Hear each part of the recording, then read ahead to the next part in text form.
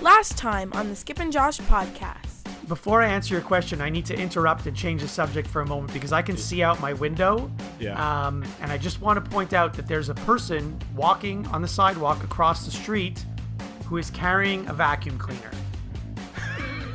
Okay. I don't understand it, but let's continue with our show. You're listening to the Skip and Josh podcast with Skip Sherman and Josh Obadia.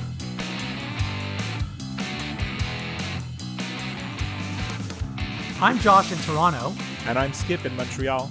In today's episode, some listener mail. Memorable Expos games. And comparing past Duke teams. But first, how good were Gretzky's Oilers? Okay, Skip, it occurred to me this week that even though the world is so different like today compared to it was less than a month ago, with no live sports of any consequence happening for weeks, what occurred to me is that our show is exactly the same as it always has been, which I'm really excited about because what we used to talk about before is things that happen to us during the week or sports that we watch during the week. And that's the same thing that we're talking about now. It's just that now we're talking about sports that we've watched during the week that we also watched 20 years ago. Exactly. But it's almost more interesting now.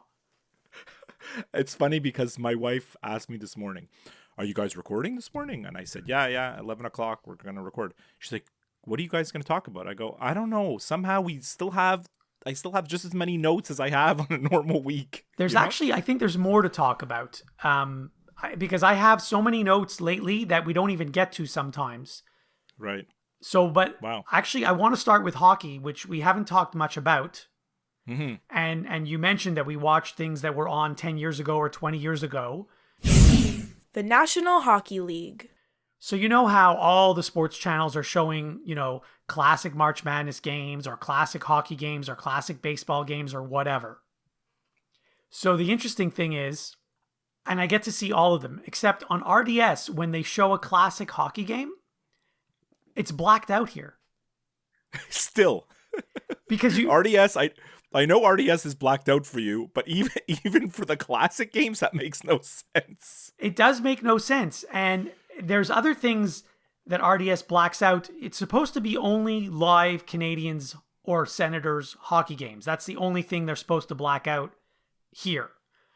But there's other things, like sometimes there's these 30-minute shows, like, I don't even know what they're called. It's sort of like a weekly documentary. They follow one Canadians player around at his home, going to pick up his dry cleaning or whatever. I don't even know what he does. And even that show is blacked out here too. I mean, I don't really care. Not like I'm going to watch it anyway. It's just very strange. Right. But staying with hockey and old games, so they showed a bunch of old Oilers games this week. Right. Like, you remember the Oilers game where they lost to the Flames, the infamous Steve Smith game? I call it the Perry Bearson game. Why do you call it that? I think he was the one credited with the goal. Okay. So, I mean, that was a fluke goal and whatever. It was game 7 and, it could have gone either way. Yeah, I saw it on my TV, but I watched it for about 3 minutes and I turned it off. But what I didn't realize at the time that I'm marveling at today is, so the Oilers, they had Gretzky, they had Messier, they had Curry, they had Anderson, they had Paul Coffey, they had Grant Fuhr. That's a few. There's other guys that I'm not even naming. Yeah. How did they ever lose? How did that team ever lose? Like, there was no team that could compete with that team. Yeah, I agree. And I feel like that it's, at the time, it was just because of the rivalry. You know how we always say, like, when it's a rivalry game, everything goes out the window. And that's sort of, I guess, what happened with the Flames. And the Flames were just a bigger and stronger team. Physically bigger and stronger. And, you know how it is in playoff hockey. We've talked about it since the start of this show. Playoff hockey, sometimes the refs put away their whistles, right? And if they're clutching and grabbing and holding and slashing and doing all that stuff and it's going uncalled, well, that's a huge disadvantage for the more skilled team. But yeah, they should have never lost. They basically they won 4 out of 5 and it should have been 5 in a row, right? I think that's what happened. Yes, I don't remember exactly, but it should have been 5 in a row. Yeah. Yeah. And I mean, And then, of course, they trade Gretzky and they still win another cup without him. Imagine if they had not traded Gretzky. Let's imagine. That was the Bill Ranford year. Was it the Bill Ranford year? Yeah. Okay. They won that one cup in 1990 with Ranford as their goalie. So the other hockey tidbit I wanted to talk about was this week I sent you a link. The NHLPA released their annual awards. I didn't even pay attention to it. I sent you the link and I said we should talk about it. Sorry, yes. The NHLPA. I thought you meant the NHL. Yeah, the NHLPA. They did like their poll of all the members, right? Yeah, their player poll. So I mean, there's a bunch of things like who do you think is the best player? And again, this is the players answering this poll, and I assume it was like anonymous, so you don't know which player answered what. Yeah. But like, who's the best forward? Who's the best defenseman? If you needed a guy, to win a game, who would you pick? I don't even care about those questions. There's a bunch of other things. One thing I wanted to point out, you were right about this. When we were talking about Carey Price, I said that he's like a bit above average goalie, and he's not even the best goalie in the league anymore. And if the Canadians could unload him, they should, but that's never going to happen. And when they asked all the players who is the best goalie in the league, it was they picked Carey Price at 41%. Like the next goalie was Andrei Vasilevsky at 17%. So it wasn't even close. Right. He still has the reputation. And it goes to show you that the feeling around the league among his fellow players is that he's still a great goalie playing on a lousy team, right? I was just surprised that he won this because there are other good goalies in the league right now. There are, yeah. So that was one of the questions. Then they go to like the less serious stuff, like, should they relax the dress code? Who's the funniest player in the NHL? Who's the best trash talker? I didn't really care about that, but then they went to, and let me just find it, who has the best nickname in the NHL? Okay, so who is it? Wait, let me think about it. So they only show the top 4. The problem with NHL nicknames is they all suck. Most of them do. They're all like if it was you, it's like, oh yeah, Joshy. Or it all ends in, they just add a Y to it, and that's their nickname. Smitty. Smitty, yeah, exactly. So who are the best nicknames? Okay, so they only put the top 4, and I'll tell you them in reverse order. So I'll go 4, 3, 2, 1. But Thomas Tatar has to be in there, no? Thomas Tatar won. That's the beauty of it. Thomas Tuna Tatar was number 1. Right. Well, it's the only legit nickname. What are the others? The other ones are pretty good. Yeah. David Pasta Pasternak. Mm-hmm. Pasta, yeah. Artemi Breadman Panarin. Breadman, yeah, I've heard that one, yeah. And this one I don't even understand. He's on Arizona. Christian Stinky Fisher. I guess it's just stinky. Who knows? Or maybe because fish stinks. I don't know. Maybe, yeah, maybe. That's weird. I don't even know that player, actually. Yeah, I didn't know him either. And then there was one other category I wanted to talk about. They ask, which arena has the best visitors locker room, which team has the best jersey, which team has the best ice. They said the Bell Center has the best ice in the league. Yeah. But of course, my favorite category here, who is the best NHL team mascot? No surprise who won this category. Who is it? Youppi? No, Gritty won. Oh, Gritty. I'm sorry. Yeah, that's a no-brainer. Gritty has to win. And then everybody else should be not be over 2% of the vote, no? Right. So Gritty was 69%, and then the next guy was the Nashville mascot at 2%, 2.8. Oh, God. Okay. What I was disappointed is that Youppi only finished 5th. Well, at least he's in the top 5. At least he's in the top 5, but he only had 2.29% of the vote. Anyway, I just thought that was funny. The Mascot Hall of Fame will be happy to hear all this stuff. They followed us on Twitter.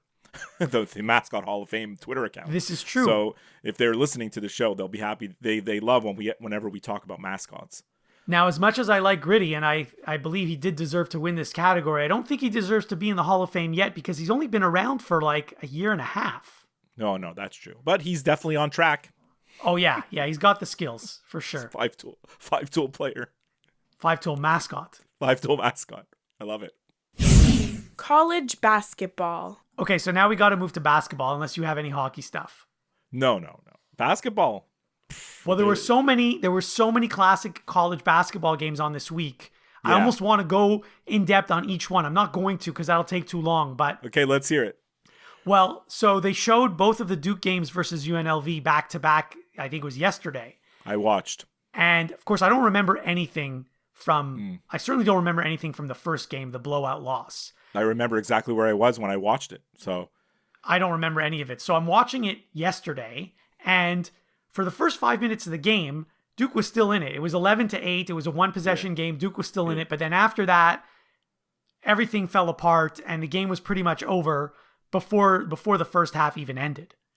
it's so interesting when you look at those games because they showed the 30-point blowout, right? And then the year after, the Duke's win, which was a huge upset because UNLV was undefeated at the time, undefeated going into the final four. It just goes to show how the perception of history changes, right? Because Duke won that game in 91, and then they repeated in 92. And then most people will consider those Duke teams as one of the greatest teams in recent college basketball history. And UNLV is like a sidebar, right?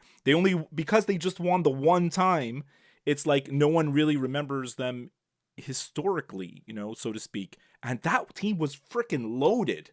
Like when you see how good they are, Stacey Augmon, Anderson Hunt, Greg Anthony, Larry Johnson, and then they always had like other big men in the mix, and then any guy they brought off the bench was like just super athletic. They just basically ran you off the court, and also defensively, like they were like they suffocated you, right? And that you saw the championship game in 1990. Look what they did to Duke. Like holy smokes, they had no hope. They had no hope, and it's actually pretty amazing that UNLV basically returned with the same team in 91, same team basically. Duke graduated a couple of guys from 90, like Robert Brickey, Phil Henderson, Ala Abdelnaby. Those guys were gone, and now it was Leitner's team and Hurley's team for sure. Grant Hill was a freshman, right? And somehow they won. It's pretty incredible. There's some guys on Duke that I barely remembered, like Greg Kubek. Like, do you remember this guy? Like, I was like, holy smokes. He was man to man with Larry Johnson the whole game. I barely recall that. And then the other guy who played a lot of minutes didn't have a great game in that game, but he was a very, very good player for us all year, was Billy McCaffrey. And as you remember, he transferred to Vanderbilt after and ended up being a huge star for Vanderbilt, their leading scorer and everything. The first game, the 30-point blowout loss, I watched that yesterday, and I didn't watch it when it was on. I recorded it and watched it later. And actually, one thing I wanted to point out, it's a 2-hour block on your guide on the television. Yeah. I watched it easily in an hour because there's so many commercials. It's insane. I was wondering, why is it a 2-hour block? Because the game in real time is only 2 hours. Like, if you actually sat down and watched the game, it's usually just 2 hours. How could it be 2 hours when they're replaying it? And by the way, when they replay it, they cut some parts out, like parts that aren't important. Tons. All the timeouts where you're just waiting around, those are super short, right? So that UNLV team, both years, I equate that to the Oilers team. I don't know how they ever lost the UNLV. Yeah. That team was insane. Now, agree. Having said that, if you watch the 1990 game carefully, the one where Duke got destroyed, everything that could have gone wrong went wrong. And I'm not taking anything away from UNLV. They had the better team and they deserved to win. However, at a certain point in the game, even like routine, easy layups that you would have scored, Duke was missing those. Like everything. And not just that, like ridiculous turnovers, right? Ridiculous turnovers where they literally just dropped the ball. It was the one thing about that 1990 game that's interesting is, and you heard me rave about Bobby Hurley last week, how great of a college basketball player he was, especially in 91 and 92. In 1990, freshman Bobby Hurley was completely out of his league against UNLV. He was completely overmatched, overwhelmed. It was unbelievable. I don't remember any of the games leading up to that game. I know obviously Duke won 5 games because they had to win 5 games to get there. I don't remember them either. I don't remember any of them. I know that some of them, there was one game that was actually a really close game against a team that Duke should have destroyed. I only remember the final score. They won by 2 or 3. But the way they played against UNLV, I don't even know how they got to the final, because they couldn't have played that way in the previous 5 games and still won those games. There's no way. Right. And then what about the game that they won, like the 1991? So I actually haven't watched it yet. Okay, so let me tell you what happened. I was watching it. It was midway through the second half, and then I had to make dinner, right? So I recorded it, made dinner, whatever, and like an hour and a half later, my wife's like, do you want to watch Ozark now? Because we have like a few episodes left of Ozark season 3. I'm like, no, actually, I want to watch basketball. Hilarious. So I actually sat down and watched where I left off of the game, like as if it was like a live game. And it's a game that I actually remember many of the plays.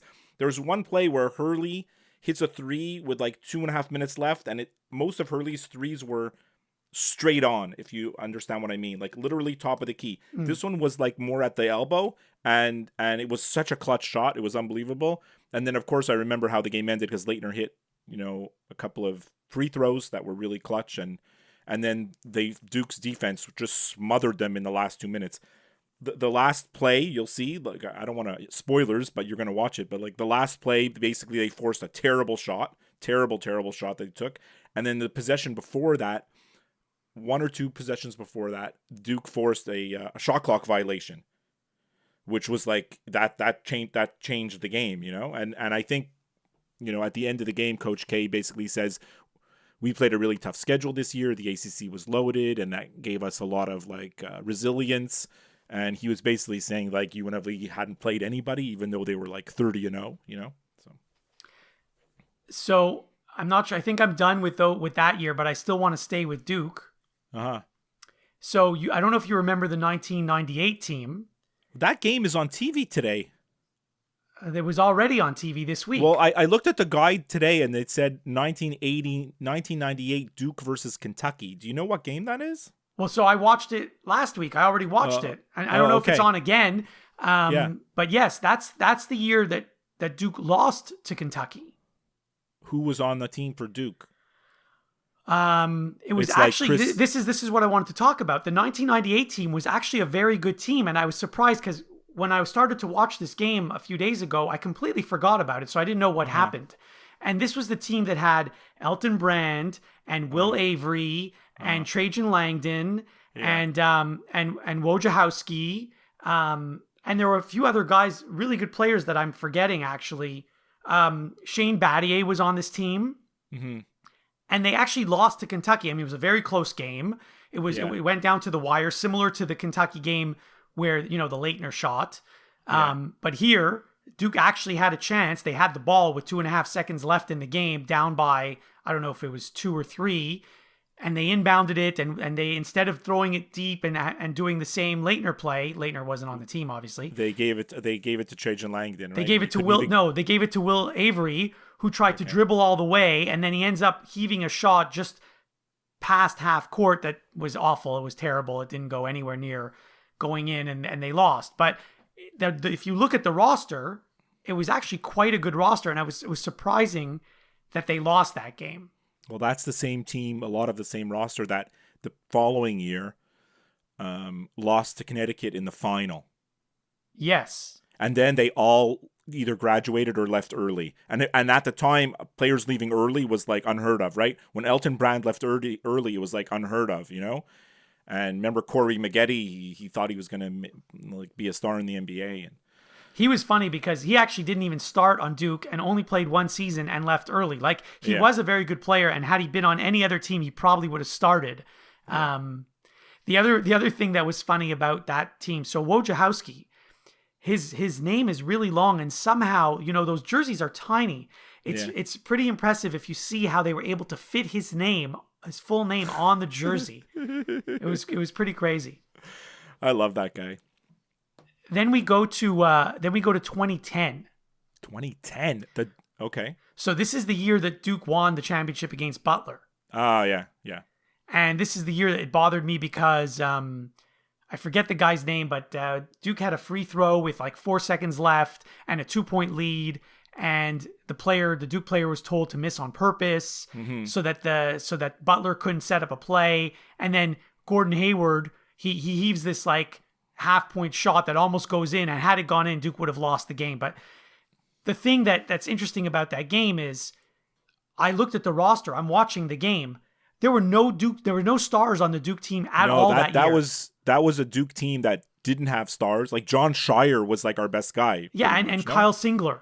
And Kyle Singler. Well, Kyle Singler played in the NBA, but yeah, those are our two main guys, right? And it's pretty amazing that they were able to do everything that they did, right? Yeah, that's the thing. Like, those guys are nice players, don't get me wrong. But I mean, if you compare that team to the 1998 team that lost to Kentucky, I'm pretty sure the 1998 team is much better than the 2010 team. Anyway, like, if you ask Coach K, he's never going to give you an answer. He never does. But it was just... Especially since Shire's like one of his assistant coaches. Right. Yeah. By the way, you know who was an assistant coach on that Duke team that lost to UNLV?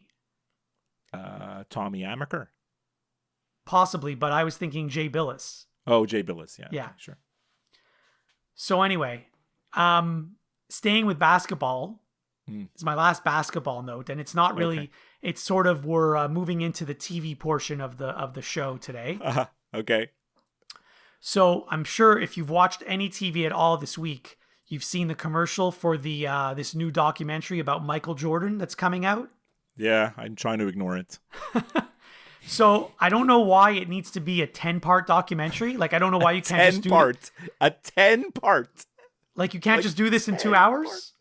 I know, seriously. 10-part documentary. Like, and now they've moved it up, right? Because it was supposed to be released in the summer, and they're releasing it like in April because people need to consume some content in TV right now.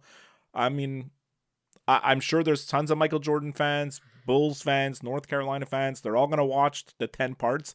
I'm not going to watch any of it. None. Zero. Well, I think you will, because you're going to run out of stuff to watch. That's the only reason why. Yeah. What did you want to talk about today? I have a whole bunch of things. Okay, well then let's hear it. Mailbag. Well, first of all, we have some listener mail. Oh, great. These came in via Twitter. Those are the best kind. Yeah. So our buddies over at the Semi-Intellectual Musing podcast, which has sort of been on a long hiatus, the Twitter account was revived this week or the last few months. Great. And they listened. I'm assuming it's Phil from Phil Primo from the Semi-Intellectual Musings podcast. So he asked a couple of questions about our last episode. Okay, let's hear First of all, he wants to know your fax number.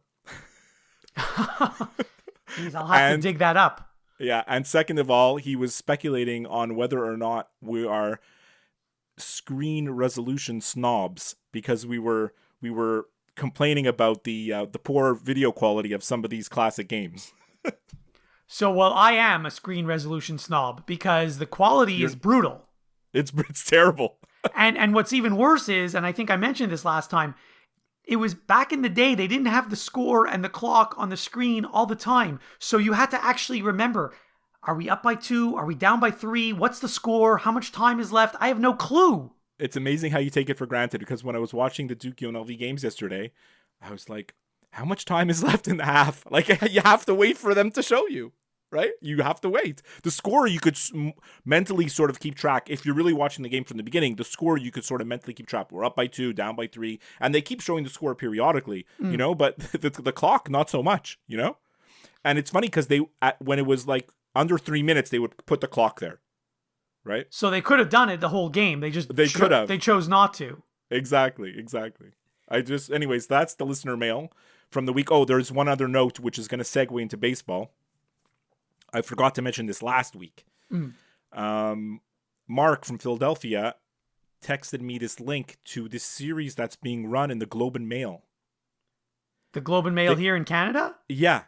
Mark lives in the States. I know. They're playing like the two best Expos teams of all time, which they consider the 94 Expos and the 81 Expos. I have a problem with that. But I think the 79 Expos were the best of those early teams. But anyways, they took the 81 Expos because they did make the playoffs. And then that's one series. And then the other series is the 93 Jays versus the 85 Jays. And they're playing these games by Stratomatic Baseball.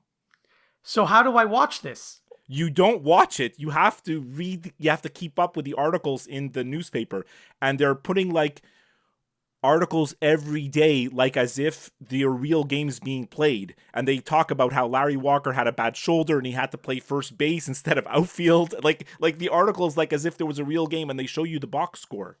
I got to see that. You have to send that to me. Just Google like Globe and Mail Expos Jays Stratomatic. You'll find the articles.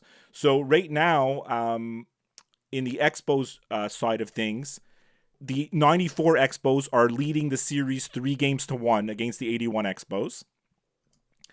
And on the Jays side, I believe the 93 Jays swept the 85 Jays. I'm not 100% sure.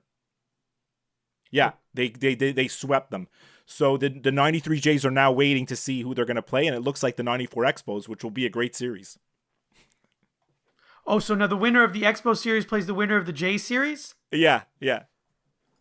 Okay, I got to read like, this. This is... Yeah. So look it up. It is a little bit hard to follow. I wish there was like one article that had all the links to all the games and everything, but you just got to kind of click around the Globe and Mail website and you can see all the box scores of the games and whatnot. It's quite a fascinating little thing they're running, especially like our love of the Expos.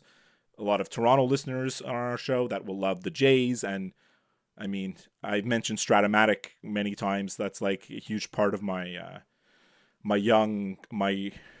childhood or my teenage years, pretty much actually. So. Oh, this is great. This is going to waste so much of my time. It's beautiful. It's great. You could you could look at the box scores as if they're real games and study the box scores. It's so good. It's really so good.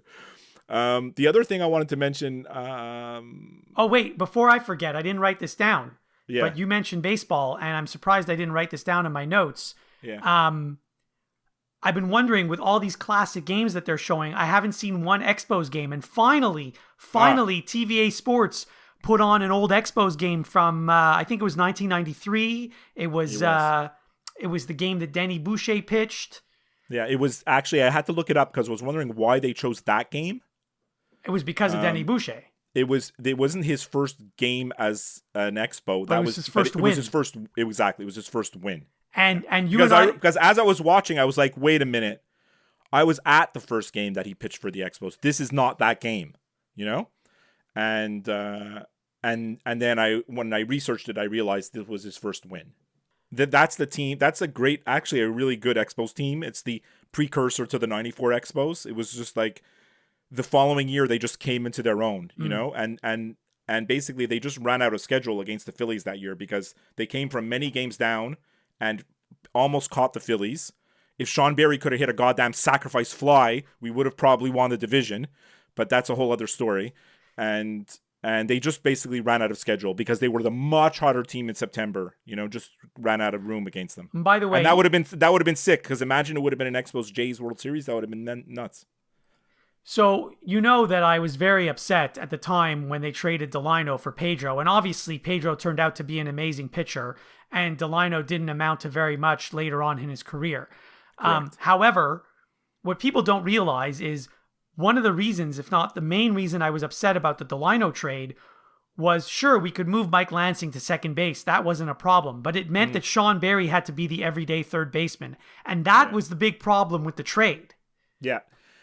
The thing about Sean Barry is, like, Felipe Alou, I mean, obviously he's the greatest manager in Expos history. Like, he has the most wins and everything and the best teams and all this. But, like, he still gets a lot of criticism sometimes from hardcore Expos fans because, you know, I don't know why, he does, right? Like, that's the job. That's what happens when you're the manager. You get criticized. But the Felipe Alou's greatest achievement as a manager, in my opinion, is that he absolutely squeezed out every drop of talent out of Sean Barry. He utilized him in certain situations. There would be games where you'd say like, oh, Barry's not playing tonight. And it's because Alou knew that he had no chance against a particular pitcher. And then the next night he'd be in and he'd be batting fifth and he'd hit 2 home runs. You know, like he squeezed every drop of talent out of that guy. So there wasn't much to be squeezed out, let me tell you. There wasn't. Although I think Sean Barry was better than Brett Barbary. No, I disagree with that. Really? Well, I mean, power and everything, but like Brett Barbieri, he was a really good hitter. Was he? He was a really good hitter. He got on base. He had hit for a good average. Like, he had a good, crazy on base percentage. Just like he got injured, he didn't play that much. They didn't know where to play him and what position to play him at, you know. But when he did play, I always thought he was an effective player.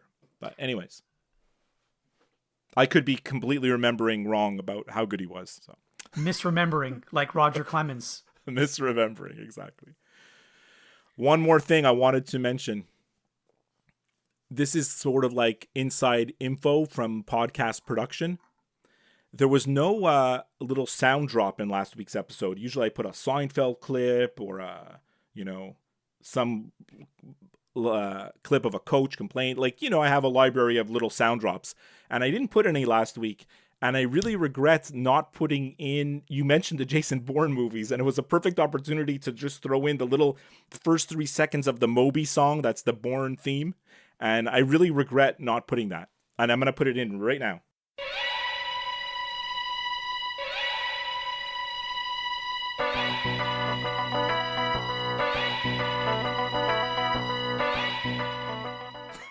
Okay, great. Because that is a good theme. Yeah. That's my whole notes. Other than that, the NFL draft is the only actual real sports that's going on right now. Like the talk about the draft, the lead up to it, and there seems to be controversy about whether they should postpone it further. It's supposed to be April 23rd. I don't know. I just think it's the only thing going on, and I hope it happens because we do need a little bit of distraction from the 24-hour news cycle that we're in. I don't think there's any reason to postpone it. It's basically a conference call. It's not like you have to gather hundreds of people or even dozens of people. You can do it. You can do it from your own home. Each team can do it from their own home. Yeah. It's basically just people reading people's names. I mean, there's no reason to cancel this thing. That's right. I agree. But I'm surprised that you have not brought up WrestleMania. Well, it's in my notes for the end of the show. Oh, okay. So let's then go to the end of the show because I got no other notes. Before we sign off, remember, you can listen and subscribe to new and archived episodes of the Skip and Josh podcast wherever you listen to podcasts, including Apple Podcasts, Stitcher, Google Play, iHeartRadio, and of course, Spotify. If you listen to the show through Apple Podcasts, please leave us a review. We would love to hear from you via email, skipandjoshshow@gmail.com, via Twitter @skipandjosh, or by liking and following our Facebook page. As always, you can get all the links to everything I just talked about on our website, skipandjosh.com. We leave you with this. So, yeah, somehow WrestleMania is going to happen today and tomorrow. They're making it into 2 parts. Apparently, they're going to have it. The details of WrestleMania are a little bit sketchy. I think no one's 100% sure of exactly what's going to happen in these two night events, but they are going to have WrestleMania, and I believe it's going to be 2 empty venues, right? It's just going to be a televised event. I'm going to watch it. My PVR's already set. I didn't set it. My son set it already. So I'm going to watch them, and I'm going to see what it is. I mean, I probably would have watched regular WrestleMania anyways. My son always gets a few of his buddies over. They make a party. They have a get-together. They all watch it. So I'm probably going to watch. I would have watched it anyways, but I guess I'll just see what it is. And I don't even know what's going on in WWE right now. I couldn't even tell you half the guys. I haven't really watched for a couple of years, So speaking of wrestling, I know nothing about wrestling. Yeah. But these wrestlers, they all have like these made-up names. Yeah. So I'm wondering, do you know like all these wrestlers' real names? No. So some use their real names, some use fake, but no, I don't know them. No. So if I gave you the name of a wrestler, like his nickname, would you be able to tell me his real name? Tell me, maybe. Or would you prefer that I give you his real name and you tell me what his fake name is? What do you prefer? You give me his real name and I'll tell you his fake name. Really? Yeah. Okay, because this one I heard it this week, and I had no clue, and I don't know if you're gonna know it. Who? Paul Levesque. Yes, that's the one that I definitely know. That's Triple H. Okay, that's the only one I know. Yeah, he's married to Stephanie McMahon. He actually runs the company. Okay. I had no clue that his real name was Paul Levesque. Yeah, that's Triple H. Why, you have others? No, that was it. Oh, that's the one. Oh, okay. There you go. 100%. 100%. So, That's it. That's all I got. I got one thing that has nothing to do with sports. Mm-hmm. So there's a restaurant in Toronto. In fact, I think there's 2 of them in Toronto. And they've been around for a full year, apparently, at least. Mm-hmm. And I just found out about this 2 days ago. And I've never been to the restaurant, obviously, because I didn't know about it till 2 days ago. Right. But apparently, Toronto now has 2 Chick-Fil-A's. What? Apparently. I thought Really? I thought it was only in the States. There was one Chick-fil-A in Canada before these, and it's at the Calgary airport. Now, don't ask me why. Don't ask me what. I know it's there because I saw it with my own eyes, and I was surprised. And I happened to be at the airport on a Sunday when it's closed. But yeah, very, very weird. So when we're allowed out of our houses, me and Matthew will have to make a road trip to Toronto. We'll have to go to Chick-fil-A. Apparently, Matthew doesn't like it. No, he loves Chick-fil-A. Oh, I thought he liked Popeyes. He likes Popeyes for the fried chicken. He likes Chick-fil-A for the sandwich, the spicy chicken sandwich. Okay, well, I've never been to Chick-fil-A, so when you come over, we'll go. They get a bad rap, Chick-fil-A, because, you know, the owners support a lot of, like, what they call Christian conservative causes. You know, they're not gay and lesbian friendly, or they're actually hostile towards them. So they get a bad rap in terms of the corporate culture, but the food's good and the service is nuts. I feel like when you go in there, I went to the one in Plattsburgh, it's like a cult because they're so nice to you. It's like the service is like you've never experienced at a fast food restaurant before. You almost wonder like what the hell's going on. I felt like they're trying to recruit me into their church, you know? Is it better than Los Polos Hermanos? I would love to go to that place and try the special sauce. Is that a real place, do you think? I don't know. We'll have to Google it. I'm going to look that up. All right, Josh. Somehow we filled up, 40 minutes. Not a problem. We could have filled up 80. It's basically us. The whole episode is us reminiscing about Duke and the Expos, which is actually what this podcast should be. Like I said, we are doing the exact same show that we were doing before this whole COVID-19 thing started. Right. Beautiful. All right. So I'll talk to you next week. Great.